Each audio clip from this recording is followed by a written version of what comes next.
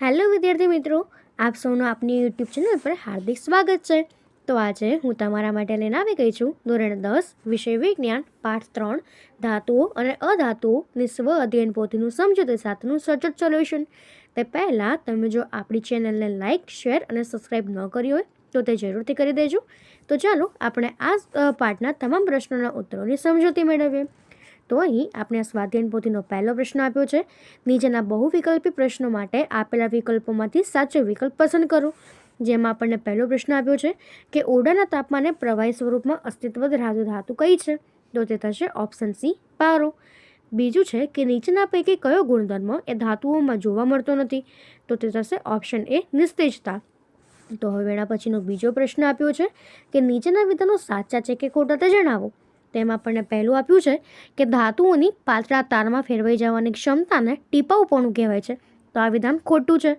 કાર્બનનું અપરરૂપ hero સૌથી સખત કુદરતી પદાર્થ છે. તો આ વિધાન ખરું છે. અધાતુ તત્વો પાણીમાં ઓગળે ત્યારે એસિડિક ઓક્સાઇડ ઉત્પન્ન કરે છે. આ વિધાન પણ ખોટું છે. ગ્રેફાઇટ ઉષ્માનું અવાહક છે. તો આ વિધાન પણ ખોટું છે. એના પછીનો ત્રીજો પ્રશ્ન છે નીચેના વિધાનોને સાચું બનાવવા માટે ખાલી જગ્યા પૂરો. તેમાં આપણે 7મી ખાલી જગ્યા આપી છે. ખાલી જગ્યા ધાતુને છરી વડે કાપી શકાય. તો આપણી જે સોડિયમ ધાતુ છે એને કાં તો પોટેશિયમ, એ બેમાંથી કોઈ ધાતુને આપણે છરી વડે કાપી શકીએ છીએ. એના પછી 8મું છે કે ખાલી જગ્યા ધાતુને હથેળીમાં રાખતા તે પીગળી જાય છે. તો એવી આપણી ગેલિયમ ધાતુ છે કે જેને આપણે હાથમાં રાખીએ એટલે કે ઓરડાના તાપમાને રાખીએ તો એ પીગળી જાય. એના પછીનો ચોથો પ્રશ્ન છે કે નીચેના પ્રશ્નોના એક શબ્દ કાં તો વાક્યમાં જવાબ આપો. તેમાં આપણને પહેલું આપ્યું છે કે પીવીસીનું પૂરું નામ લખો. તો પીવીસીનું પૂરું નામ પોલીવિનાઇલ ક્લોરાઇડ છે. એના પછી 10મું છે કે 1 ગ્રામ સોનામાંથી કેટલી લંબાઈનો તાર બને? તો 1 ગ્રામ સોનામાંથી 2 કિલોમીટર જેટલી લંબાઈનો તાર બનાવી શકાય. એના પછીનો 5મો પ્રશ્ન છે કે નીચેના જોડકા સાચી રીતે જોડો. તો અહીં એમાં આપણને 11મું આપ્યું છે કે કોલમ 1માં આપેલા ગુણધર્મને કોલમ 2માં આપેલા ધાતુ સાથે સાચી રીતે જોડો. તો આપણો પહેલો ગુણધર્મ છે કે પ્રવાહી સ્વરૂપ અધાતુ, તો તે થશે બ્રોમિન. અને ચમકદાર અધાતુ, તો તે થશે આયોડિન. એના પછી 12મું છે કે કોલમ 1માં આપેલા ધાતુને કોલમ 2માં આપેલા ધાતુ સાથે સાચી રીતે જોડો. તો આપણી પહેલી ધાતુ છે કોપર, તો તે થશે ઉષ્માની ઉત્તમ વાહક. અને લેડ, તો તે થશે ઉષ્માની મંદ વાહક. તો હવે એના પછીનો આપણો પ્રશ્ન છે કે નીચે આપેલા પ્રશ્નોના માંગ્યા મુજબ ઉત્તર આપો. જેમાં પહેલું છે કે ધાતુઓના 4 ગુણધર્મો જણાવો. તેમાં આપણો પહેલો ગુણધર્મ થશે કે ધાતુઓ તેમની શુદ્ધ અવસ્થામાં ચળકાટવાળી સપાટી ધરાવે છે. તે ઓરડાના તાપમાને ઘન એનો જે અપવાદ છે પારો, એના સિવાય એ સખત હોય છે. તે તણાવપણા અને ટીપાઉપણાનો ગુણધર્મ ધરાવે છે. તે ઉષ્મા અને વિદ્યુતના સારા વાહક છે. તેમના ગલનબિંદુ ઊંચા હોય છે અને તે રણકાર ઉત્પન્ન કરે છે.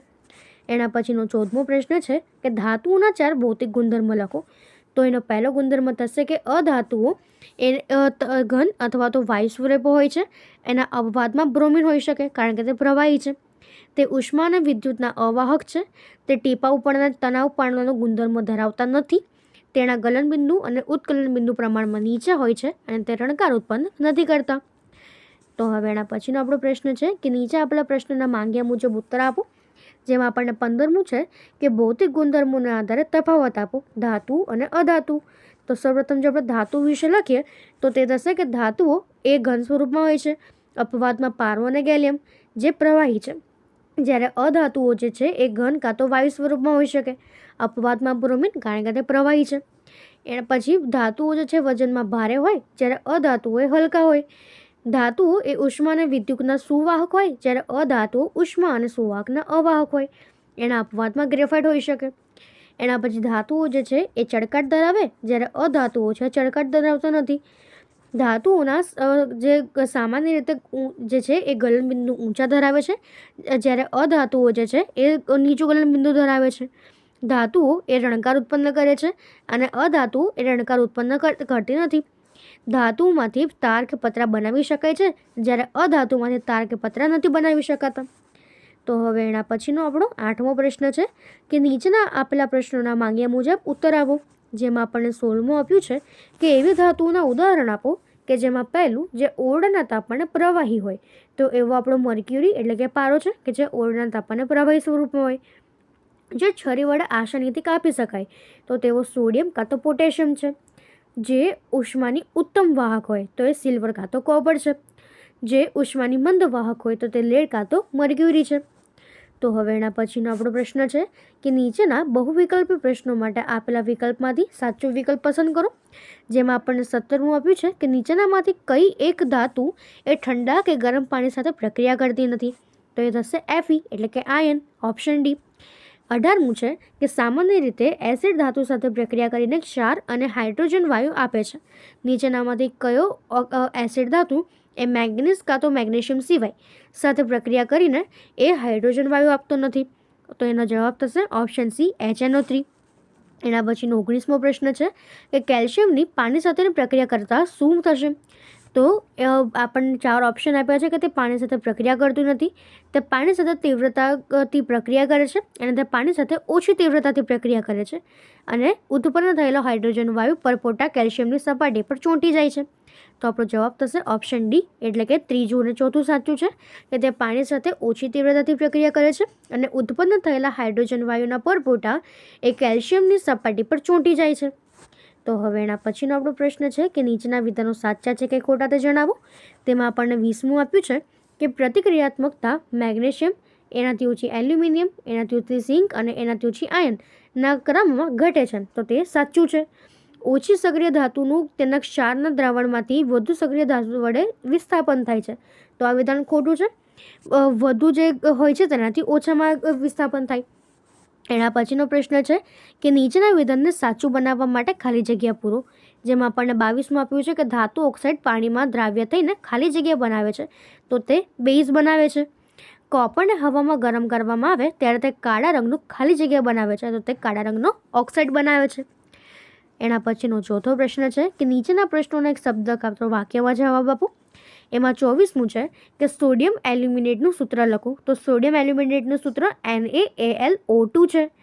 એના પછી 25મું છે કે સોના અને પ્લેટિનિયમને ઓગાળવા માટે વપરાતા દ્રાવણનું નામ, તો સોનું અને પ્લેટિનિયમને ઓગાળવા માટે વપરાતા દ્રાવણનું નામ એ એક્વારિઝિયા છે. એના પછીનો હવે આપણો પ્રશ્ન છે કે નીચેના પ્રશ્નોના માંગ્યા મુજબ ઉત્તર આપો.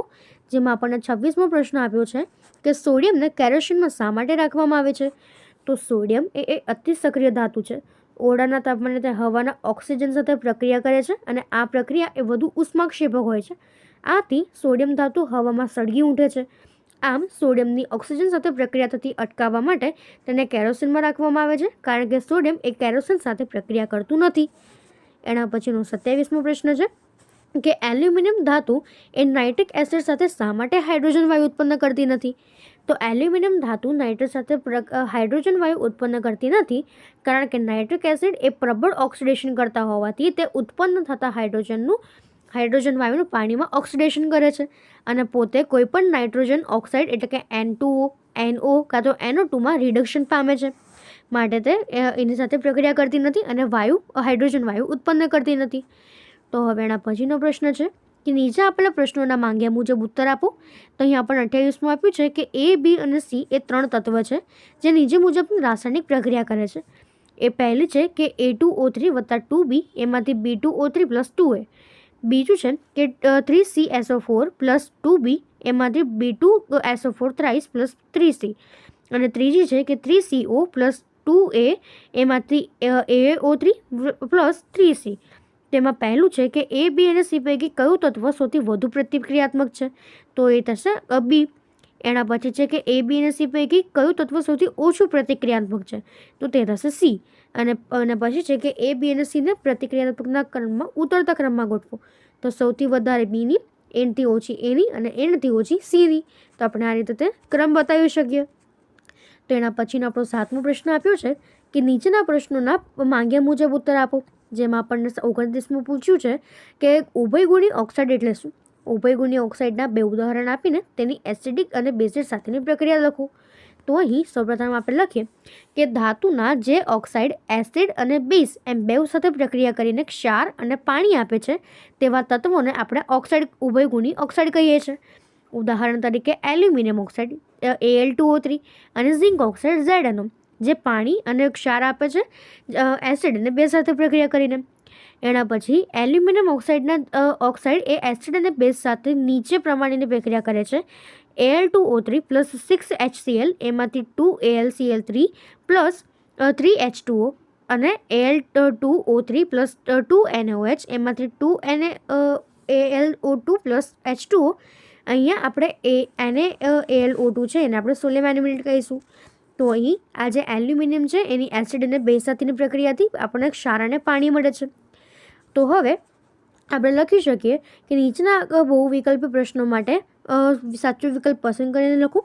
જેમાં આપણને 30મું આપ્યું છે કે સામાન્ય રીતે આયનીય સંયોજનો નીચેનામાંથી કયો ઉભયગુણી દર્શાવતા નથી. તો એનો જવાબ થશે ઓપ્શન બી, કે ઘન અવસ્થામાં વિદ્યુતીય વાહકતા. એના પછી 31મું છે કે 3 તત્વો એક્સ, વાય અને ઝેડ ના ઇલેક્ટ્રોનનું બંધારણ એક્સનું 2s, વાયનું 2s7 અને ઝેડનું 2s2 છે. તો નીચેનામાંથી કયું સાચું છે?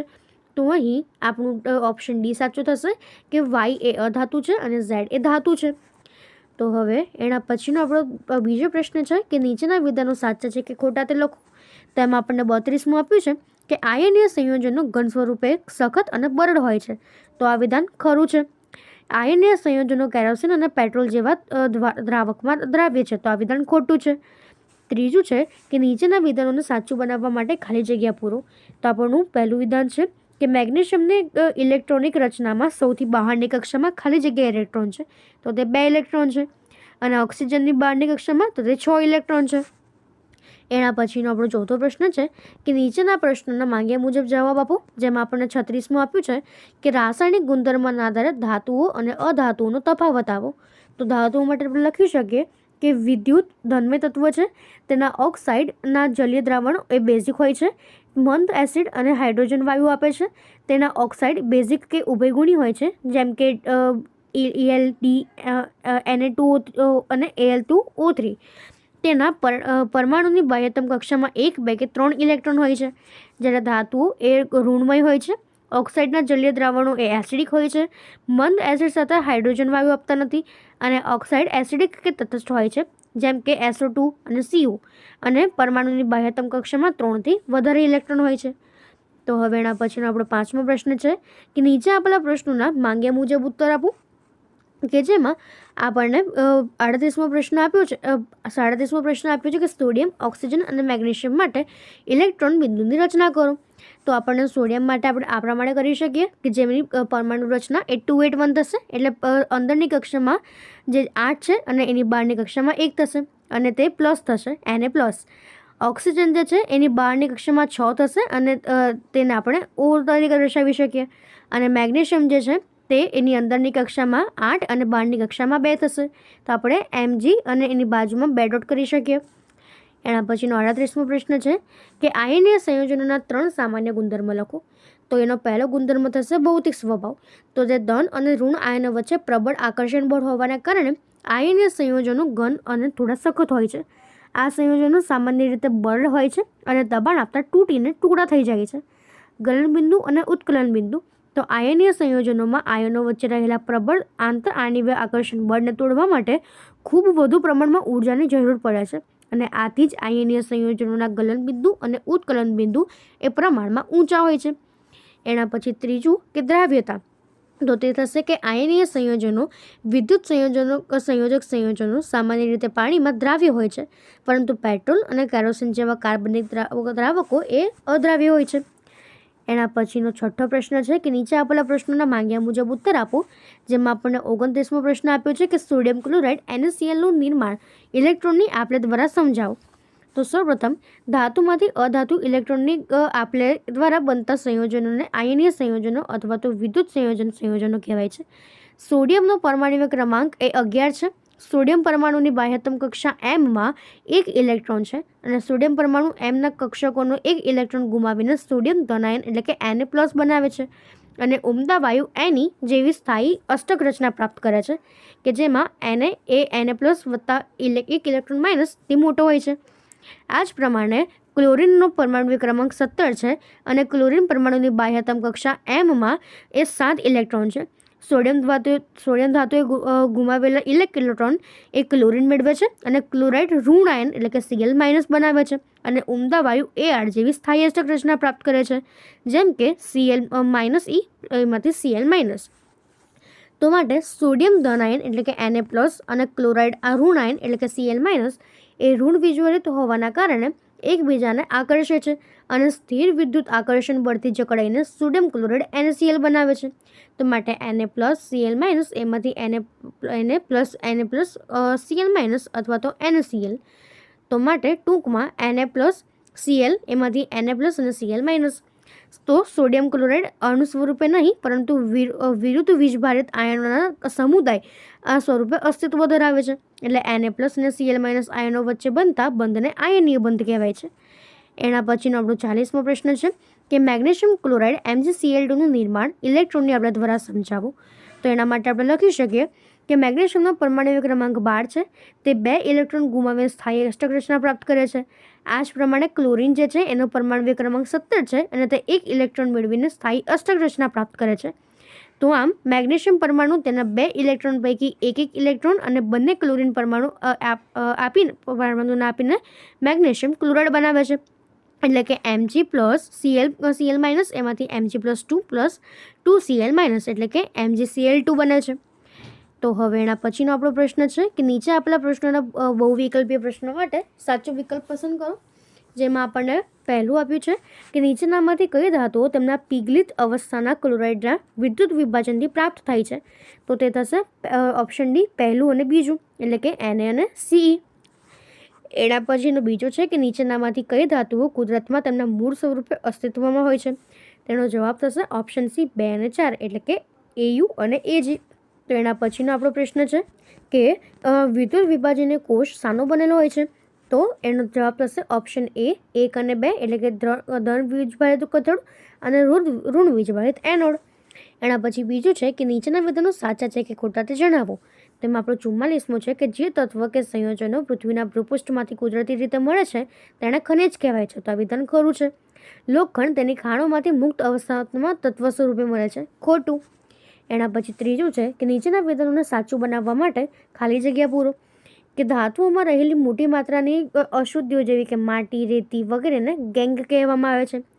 મેંગેનીઝ ડાયોક્સાઇડને એલ્યુમિનિયમના ભૂક્કા સાથે ગરમ કરતા પ્રવાહી મેંગેનીઝ મળે છે. આ પ્રક્રિયાને રિડક્શન પ્રક્રિયા કહેવાય છે. એના પછીનો ચોથો પ્રશ્ન છે કે નીચેના પ્રશ્નોના એક શબ્દ કાં તો વાક્યમાં જવાબ આપો. એમાં 48મું છે સિન્નાબારનું સૂત્ર લખો. તો સિન્નાબારનું સૂત્ર થશે Hgs. કઈ ધાતુઓ મુક્ત અવસ્થામાં મળે છે. તો સોનું, ચાંદી અને પ્લેટિનિયમ. વિદ્યુત વિભાજનીય શુદ્ધિકરણમાં અદ્રાવ્ય અશુદ્ધિઓ એનોડના તળિયે જમા થાય છે તેને શું કહેવાય છે. તો તેને એનોડ પંપ કહેવામાં આવે છે. એના પછીનો આપણો પ્રશ્ન છે કે નીચેના પ્રશ્નોના માંગ્યા મુજબ ઉત્તર આપો. એમાં 51 છે કે તફાવત આપો ગુંજન અને કેલ્સિનેશન. તો આપણે લખી શકીએ કે સલ્ફાઇડ યુક્ત કાચી ધાતુને વધુ માત્રામાં હવાની હાજરીમાં સખત ગરમ કરતા તે ધાતુ ઓક્સાઇડમાં ફેરવાય છે અને આ પ્રક્રિયાને ગુંજન કહેવાય છે. આ પ્રક્રિયા દરમિયાન SO2 વાયુ ઉદ્ભવે છે. એટલે 2ZnS + 3O2 એમાંથી 2ZnO + 2SO2. તો હવે કેલ્સિનેશન એટલે શું. તો કાર્બોનેટ યુક્ત કાચી ધાતુને મર્યાદિત પાત્રમાં હવાની હાજરીમાં સખત ગરમ કરતા તે ધાતુ ઓક્સાઇડમાં ફેરવાય છે અને આ પ્રક્રિયાને કેલ્સિનેશન કહેવાય છે. પ્રક્રિયા દરમિયાન CO2 વાયુ ઉદ્ભવે છે જેમ કે ZnCO3 એમાંથી ZnO + CO2. તો આપણે આ રીતે તેને લખી શકીએ. તેના પછીનો આપણો પ્રશ્ન છે કે સંયોજન X અને એલ્યુમિનિયમનો ઉપયોગ એ રેલવેના પાટાઓને જોડવા માટે થાય છે. તેનું પહેલું છે કે સંયોજન Xની ઓળખ કરો. તો તે થશે Fe2O3 અને પ્રક્રિયાનું નામ આપો તો એ થર્મિટ પ્રક્રિયા તરીકે ઓળખાય. એના પછીનો છઠ્ઠો પ્રશ્ન છે કે નીચે આપેલા પ્રશ્નોના માંગ્યા મુજબ ઉત્તર આપો. પહેલું કે થર્મિટ પ્રક્રિયા સમીકરણ સહિત સમજાવો. તેમાં આપણે લખી શકીએ કે વધુ સક્રિય ધાતુઓ એ ઓછી સક્રિય ધાતુઓને તેમના સંયોજનમાંથી વિસ્થાપિત કરી શકે છે અને આવી વિસ્થાપન પ્રક્રિયાઓ ખૂબ જ વધુ ઉષ્માક્ષેપક હોવાથી મળતી ધાતુઓ પીગલિત અવસ્થામાં મળે છે. આવી પ્રક્રિયાને થર્મિટ પ્રક્રિયા કહેવાય છે. જેમ કે આયન 3 ઓક્સાઇડ એટલે કે Fe2O3 ની એલ્યુમિનિયમ સાથેની પ્રક્રિયાથી મળતી પીગળેલી Fe ધાતુની ઉપયોગ એ રેલવેના પાટા અને મશીનના તિરાડ પડેલા ભાગોને જોડવા માટે થાય છે. એટલે કે Fe2O3 + 2Al એમાંથી 2Fe + Al2O3 એમાંથી ઉષ્મા. તો હવે એના પછી આપણો પ્રશ્ન છે કે સક્રિયતા શ્રેણીમાં ટોચ પર રહેલી ધાતુઓનું નિષ્કર્ષણ સમજાવો. તેનો જવાબ થશે કે સક્રિયતા શ્રેણીમાં ટોચ પર રહેલી ધાતુઓ એ ખૂબ જ સક્રિય હોય છે.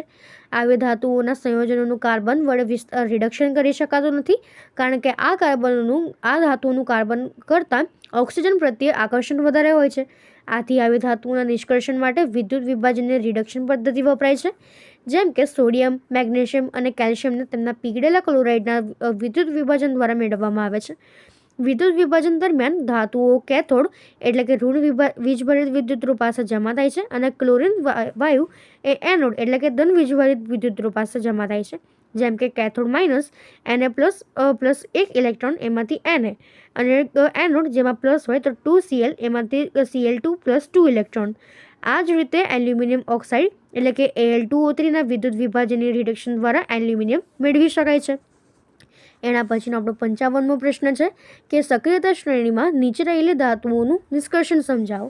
તો સક્રિયતા શ્રેણીમાં નીચે રહેલી ધાતુઓ ખૂબ જ નિષ્ક્રિય હોય છે. આ ધાતુઓના ઓક્સાઇડને માત્ર ગરમ કરીને તેનું રિડક્શન થઈને છૂટું પાડી શકાય છે. જેમ કે સિન્નાબાર HGS એ મર્ક્યુરીની કાચી ધાતુ છે. જ્યારે તેને હવામાં ગરમ કરવામાં આવે છે ત્યારે પ્રથમ તે મર્ક્યુરી ઓક્સાઇડ એટલે કે HGOમાં ફેરવાય છે, અને ત્યારબાદ મર્ક્યુરી ઓક્સાઇડને વધુ ગરમ કરતા તે મર્ક્યુરી એટલે કે HBમાં રિડક્શન પામે છે. જેમ કે 2HGS + 3O2 એમાંથી 2HGO + 2SO2 અને 2HGO + 2HG એમાંથી 2HGO છે અને આપણે ગરમ કરીએ તો 2HG + O2. તો આપણે આ રીતે તેને સમજાવી શકીએ. એના પછી આપણે લખી શકીએ કે આ જ પ્રમાણે કોપર કે કુદરતમાં CO2S એ સ્વરૂપે તેના અયસ્ક તરીકે મળે છે, જેને ગરમ કરવાથી નીચે મુજબના કોપર ધાતુ મળે છે. જેમાં 2Cu2S + 3O2 એમાંથી 2Cu2O + 2SO2 અને ઉષ્મા આપીએ તો 2Cu2O એમાં + 2Cu2S એમાંથી બનશે 6Cu + 6SO2. તો હવે એના પછીનો આપણો પ્રશ્ન છે કે સક્રિયતા શ્રેણીમાં મધ્યમાં રહેલી ધાતુનું નિષ્કર્ષણ. તેના માટે આપણે લખીએ કે સક્રિયતા શ્રેણીના મધ્યમાં રહેલી ધાતુઓ જેવી કે લોખંડ, ઝીંક, સીસુ, કોપર વગેરે એ મધ્યમ પ્રતિક્રિયાત્મક સક્રિય હોય છે. આ ધાતુઓ સામાન્ય રીતે કુદરતમાં સલ્ફાઇડ અથવા તો કાર્બોનેટ સ્વરૂપમાં મળે છે. ધાતુને તેમના સલ્ફાઇડ અથવા તો કાર્બોનેટમાંથી મેળવવા કરતાં તેમના ઓક્સાઇડમાંથી મેળવવી વધુ સરળ છે. તેથી રિડક્શન કરતાં પહેલાં સલ્ફાઇડ કે કાર્બોનેટ સ્વરૂપે રહેલા ધાતુને ઓક્સાઇડ સ્વરૂપમાં ફેરવવી જરૂરી છે. સલ્ફાઇડયુક્ત કાચી ધાતુને વધુ માત્રામાં હવાની હાજરીમાં સખત ગરમ કરતાં તે ધાતુ ઓક્સાઇડમાં ફેરવાય છે અને આ પદ્ધતિને ભૂંજન કહેવાય છે. કાર્બોનેટયુક્ત કાચી ધાતુને મર્યાદિત માત્રામાં હવામાં હાજરીમાં ગરમ સખત કરતાં તો ધાતુઓમાં ફેરવાય છે અને આ પદ્ધતિને કેલ્સિનેશન કહેવાય છે. ઉદાહરણ તરીકે ઝીંકની અયસ્ક માટે ભૂંજન અને કેલ્સિનેશનની પ્રક્રિયાઓ નીચે પ્રમાણે દર્શાવી શકાય, કે જેમાં આપણે ભૂંજનને લખી શકીએ કે 2ZnS + 3O2 એમાંથી 2ZnO + 2SO2 અને કેલ્સિનેશન તો 2ZnCO3 એમાંથી ZnO + CO2. આ ધાતુ ઓક્સાઇડનું કાર્બન એટલે કે કોક વડે રિડક્શન કરતાં ધાતુ મળે છે. જેમ કે ZnO + C એમાંથી Zn + Cu. રિડક્શન કરતા તરીકે કાર્બન એટલે કે કોક સિવાય ઘણી વખત વધુ સક્રિય ધાતુઓ જેવી કે સોડિયમ, કેલ્શિયમ, એલ્યુમિનિયમ પણ વપરાય છે. તે નીચી સક્રિય ધાતુઓને તેમના સંયોજનોમાંથી વિસ્થાપિત કરે છે. જેમ કે ઉદાહરણ તરીકે મેંગેનીઝ ડાયોક્સાઇડને એલ્યુમિનિયમના ભૂકા સાથે ગરમ કરવામાં આવે ત્યારે તે નીચે પ્રમાણેની પ્રક્રિયા કરે છે, એટલે કે 3MnO2 + 4Al એમાંથી 3Mn + Al2O3 અને એની ઉષ્મા ઉત્પન્ન કરે છે.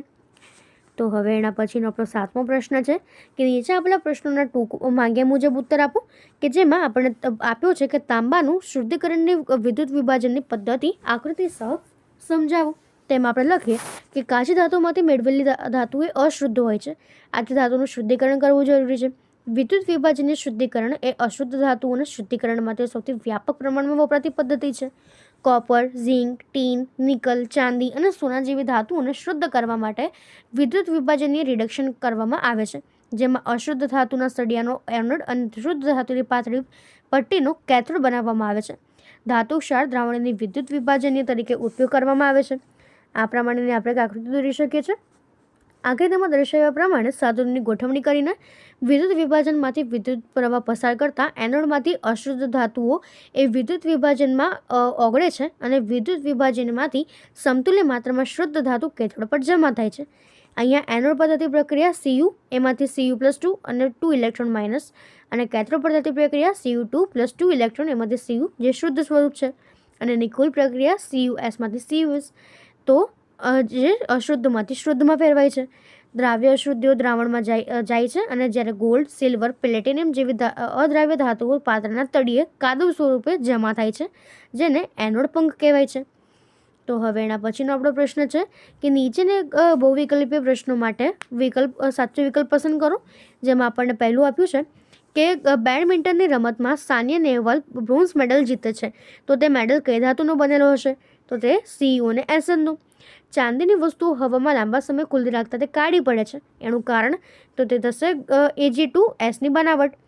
એના પછીનો હવે આપણો પ્રશ્ન છે કે નીચેના વિધાનો સાચા છે કે ખોટા તે જણાવો. જેમાં આપણને પહેલું વિધાન આપ્યું છે કે પિત્તળ એ કોપર અને ટીનની મિશ્ર ધાતુ છે, ખોટું વિધાન છે. સક્રિયતા શ્રેણીમાં નીચે રહેલી ધાતુ સોનું આસાનીથી કટાતી નથી, તો આ વિધાન ખરું છે. એના પછી ત્રીજો પ્રશ્ન છે નીચેના વિધાનોને સાચું બનાવવા માટે ખાલી જગ્યા પૂરો. કોપર હવામાનના ભેજયુક્ત કાર્બન ડાયોક્સાઇડ સાથે પ્રક્રિયા કરીને લીલો પદાર્થ ખાલી જગ્યા બનાવે છે, તો તે બનાવે છે કોપર કાર્બોનેટ. એના પછી જો ધાતુઓ પૈકી એક ખાલી જગ્યા ધાતુ હોય તો તે મિશ્ર ધાતુને સંરસ તરીકે ઓળખવામાં આવે છે, તો જો તે એક પારો હોય તો તેને સંરસ તરીકે ઓળખવામાં આવે. એના પછીનો ચોથો પ્રશ્ન છે કે નીચેના પ્રશ્નોના એક શબ્દમાં જવાબ આપો. મને ઓળખો, હું શીશુ અને ટીનની મિશ્ર ધાતુ છું, તો તે થશે સોલ્ડર. મને ઓળખો, હું કોઈ પણ ધાતુની સપાટી, હવા, પાણી કે એસિડ જેવા સાધનોમાં સંપર્કમાં આવે ત્યારે તેનું ખવાણ થવાની પ્રક્રિયા છે, તો તે ક્ષારણ છે. એના પછી છે કે નીચેના જોડકા સાચી રીતે જોડો. જેમાં આપણને કોલમ એમાં મિશ્ર ધાતુ આપી છે અને બીજામાં એના ઘટકો આપ્યા છે. તો આપણું પહેલું છે સ્ટીલની સ્ટીલ, તો તે થશે લોખંડ, નિકલ અને ક્રોમિયમ. અને બીજું છે પિત્તળ, તો તે થશે કોપર અને ઝિંક. એના પછીનો છઠ્ઠો પ્રશ્ન છે નીચે આપેલા પ્રશ્નોના માંગ્યા મુજબ ઉત્તર આપો. એમાં આપ્યું છે કે કારણ આપો. એલ્યુમિનિયમ ખૂબ જ પ્રતિક્રિયાત્મક ધાતુ છે, તેમ છતાં રસોઈના વાસણ બનાવવા માટે વપરાય છે.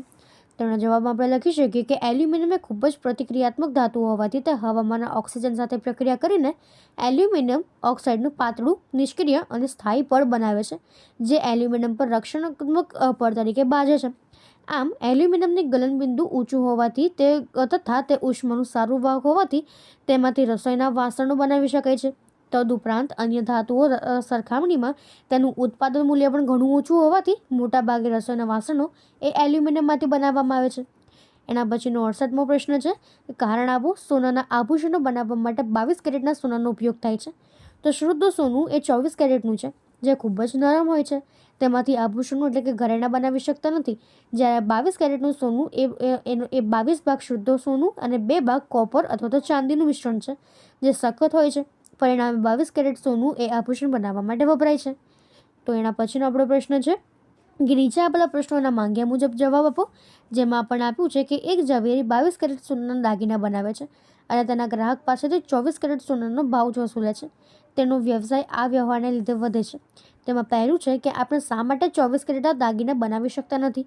તો એનો જવાબ થશે કે 24 કેરેટ સોનું ખૂબ જ નરમ હોવાથી તેમાંથી બનાવેલા આભૂષણો પર થોડુંક દબાણ આવે તો પણ તેના આકારમાં બદલાઈ શકે છે. તેથી 24 કેરેટના સોનાના આપણે દાગીના બનાવી શકતા નથી. અને બીજું છે કે સોનાના દાગીનાની બનાવટમાં ઉમેરી શકાય તેવી 2 ધાતુઓ, તો તે થશે કાં તો તાંબુ કાં તો ચાંદી. એના પછીનો ત્રીજો પ્રશ્ન છે કે ઝવેરીની આ વર્તણૂકમાં તેનો કયો ગુણધર્મ જોવા મળે છે? તો ઝવેરીની આ વર્તણૂકમાં તેનો અપ્રામાણિકતા, બેઈમાની અને લોભ જેવા ગુણધર્મો જોવા મળે છે. એના પછીનો આપણો પ્રશ્ન છે કે નીચે આપેલા પ્રશ્નોના માંગ્યા મુજબ ઉત્તર આપો. જેમાં આપણને 70મું છે કે ટૂંકનો લખો ક્ષારણ. તો આપણે લખી શકીએ કે ચાંદીની વસ્તુઓ હવામાં લાંબો સમય સુધી ખુલ્લી રાખતા કાળી પડે છે.